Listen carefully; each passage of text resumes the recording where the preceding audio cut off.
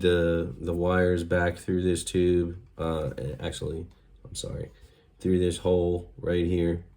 And then I noticed that, oh yeah, that little clip I was talking about on the side when I was like, oh, it only goes in one way.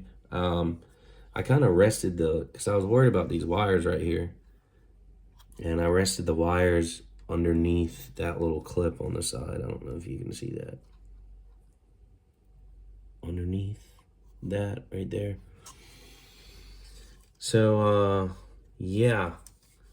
And now I think I'm a little bit closer because, okay, I made, again, this wire makes me paranoid. But, yeah. So that's back in there, about as sturdy as it can get, I reckon. And then those are secure there. And then I went back through and made sure that the ground wire hook was indeed through that thing. And so now it just leaves the fuel pump to plug in right here. And yeah, we're about to give that a go.